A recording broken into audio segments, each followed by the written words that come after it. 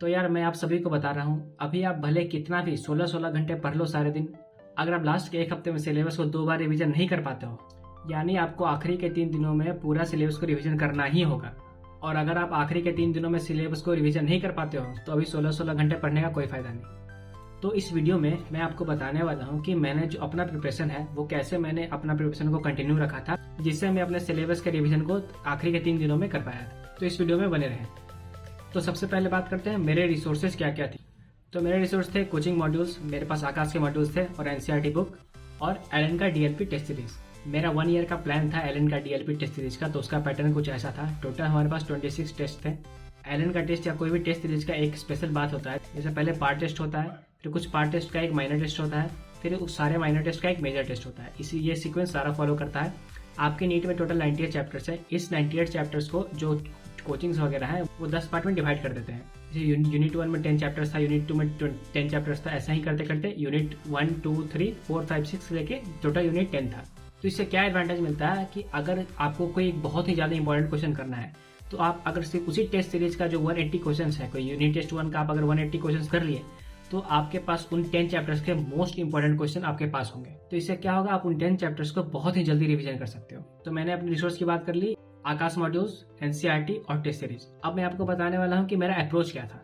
मैं डेली जो अपने मॉड्यूल सॉल्व करता था वो तो मैं करता ही था, बट अगर जिस दिन मेरे टेस्ट होते थे, जिस दिन मैं टेस्ट देता था, उस दिन मैं उस टेस्ट पेपर को 180 क्वेश्चन जो थे उसे मैं बार बार सॉल्व करता था। भले ही मेरे क्वेश्चन गलती हो जाए, भले ही मेरा क्वेश्चन मुझे समझ में नहीं आए, भले ही जो टॉपिक मुझे समझ में ना आए, उस टॉपिक को मैं यूट्यूब पे जाता था, सर्च करता था उस टॉपिक को कि मुझसे क्यों नहीं बना। उस क्वेश्चन को मैं गूगल पे सर्च करता था कि मुझसे ये क्वेश्चन क्यों नहीं बना, और उस सारे सॉल्यूशन को मैं कॉपी में लिखता था कि नेक्स्ट टाइम मुझे रिवीजन में ज्यादा टाइम ना लगे। और जो क्वेश्चंस मुझसे सॉल्व नहीं होते थे उन क्वेश्चंस को मैं जो टेस्ट पेपर के जो ऊपर है उसी पे ही मार्क कर देता, स्टार मार्क लगा देता था, सर्कल कर देता था, टिक लगा देता था, according to the difficulty of the question. जो जितना डिफिकल्ट है उसको उतना हायर मार्क्स। तो अब नीट के एग्जाम में बहुत कम दिन रह गए हैं, तो आप कम दिनों में अपना स्कोर मैक्सिमम इंक्रीज करना चाहते हो तो मैं आपको एक ऐप के बारे में बताना चाहूंगा जिसका नाम है मेमोनिट। Memonit covers line to line NCERT. इस ऐप में आप टेस्ट सीरीज भी दे सकते हो जिसमें ऑलमोस्ट 90% प्रीवियस ईयर क्वेश्चन को कवर किया गया है। अगर आप भी मेरे तरह हो जिसे फॉर्मूला जल्दी याद नहीं होता है, तो इसमें सेम फॉर्मूला 5 डिफरेंट तरीके से रिपीट किया गया है इन द सेम क्वेश्चन। इसमें बहुत डिफरेंट टाइप के मेमोरी एनहेंसमेंट टेक्निक्स भी हैं, आप अभी स्क्रीन पे उसे देख पा रहे होंगे, जैसे जम्बल्ड वर्ड्स, क्रॉसवर्ड पजल्स, और ये मेरा पर्सनल फेवरेट है मीम्स। आप इंपॉर्टेंट इन्फॉर्मेशन को मीम के जरिए भी समझ सकते हो, जो कि आपको लॉन्ग टर्म रिटेंशन में हेल्प करेगा।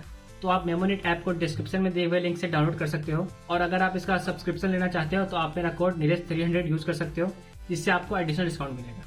और जब मैं टेस्ट पेपर दे रहा होता था मेरे मार्क्स भले ही कम आते हो, बट मैं ये सोच के नहीं परेशान होता था कि मेरे मार्क्स कम आ रहे हैं। मेरा टारगेट ये रहता था कि भले ही टेस्ट सीरीज में मुझसे क्वेश्चन ना बन रहे हो, बट अगर ऐसा क्वेश्चन नीट के एग्जाम में आ जाए तो मुझसे वो क्वेश्चन वहां पे मिस्टेक नहीं होना चाहिए। यही सोच के मैं टेस्ट पेपर देता था, यही सोच के मैं सारे मॉड्यूल के क्वेश्चन सॉल्व करता था। भले ही मुझसे कोई क्वेश्चन नहीं बने तो कोई बात नहीं, बट सेम क्वेश्चन अगर नीट में आ जाए तो मुझसे वो बनना चाहिए। तो फिर जब लास्ट के 1 महीने आ गए तो मैं सोचने लगा कि क्या करने से मोस्ट इफेक्टिव रिवीजन हो सकता है आखिरी के 1 महीने में। तो मैंने अपने पूरे टेस्ट सीरीज को 3 पार्ट में डिवाइड कर दिया। देखिए मेरा टेस्ट सीरीज कुछ इस पैटर्न में था। यूनिट 1, यूनिट 2, यूनिट 3 और माइनर टेस्ट 1 ये एक पार्ट था। यूनिट 4, यूनिट 5, यूनिट 6, यूनिट 7 और माइनर 2 ये एक पार्ट था। यूनिट 8, यूनिट 9, यूनिट 10 और माइनर 3 ये एक पार्ट था। टोटल ये 3 पार्ट में मेरा पूरा सिलेबस खत्म था, और मेजर टेस्ट सीरीज में लास्ट में देता था कि लास्ट में भी रहना चाहिए कुछ क्वेश्चन सॉल्व करने के लिए। तो आप इस तरह से सोचो, मान लेते हैं कि मैं आपको जो फर्स्ट स्लॉट की बात किया तो उसमें टोटल 4 पेपर्स थे, तो 180 इंटू 4 टोटल मेरे पास 720 क्वालिटी क्वेश्चन थे। एक भी क्वेश्चन उसमें फालतू क्वेश्चन नहीं था। अगर मैं वो टोटल 720 क्वेश्चन एक दिन में करता हूँ तो मेरा 36 चैप्टर्स का रिवीजन होता है। ऐसा करके सेकंड डे में 180 इंटू 5 900 क्वेश्चन सॉल्व करता था। थर्ड डे 180 इंटू 4 720, मतलब पर डे का मैं 700 प्लस क्वेश्चन सॉल्व करता था रिवीजन का ही टाइम।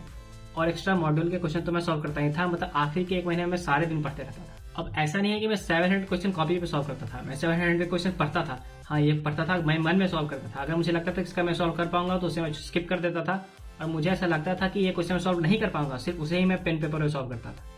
और इतना करने के बाद अगर मेरे पास कुछ टाइम बच जाता था तो उसके बाद मैं मॉड्यूल्स वगैरह सॉल्व करता था, यूट्यूब पे कुछ न्यू कॉन्सेप्ट्स वगैरह देखता था। तो यही अप्रोच था मेरा कि कैसे मैं आखिरी के 3 दिनों में अपना सिलेबस कंप्लीट करता था। अगर आपके पास भी कोई टेस्ट सीरीज है तो आप भी उस टेस्ट सीरीज का इसी तरह से इस्तेमाल करो। अगर आपके पास कोई टेस्ट सीरीज नहीं है तो आप कहीं ना कहीं टेस्ट सीरीज अरेंज करो और ये स्ट्रेटेजी फॉलो करो। यही बेस्ट तरीका है सारा सिलेबस को बहुत जल्दी रिवाइज करने का। ये मेरे लिए काम किया है, ये आपके लिए भी काम करेगा। अगर आपके पास अपना कोई स्ट्रेटेजी आप सही फॉलो करो, लेकिन अगर आपके पास कोई स्ट्रेटेजी नहीं है, आप कोई स्ट्रेटेजी खोज रहे हो, तो आप इसे एक ब्लूप्रिंट मानते हुए अपना एक स्ट्रेटेजी बना सकते हो और उसे आप फॉलो कर सकते हो। तो नीट के एग्जाम से 50 दिन रह गए, तो मैं उम्मीद करूंगा कि आपका प्रिपरेशन बहुत अच्छा चल रहा होगा। अगर आपको कोई भी डाउट हो तो आप इस वीडियो कमेंट सेक्शन में कमेंट कर सकते हो, मैं आपको आंसर करने की कोशिश करूंगा।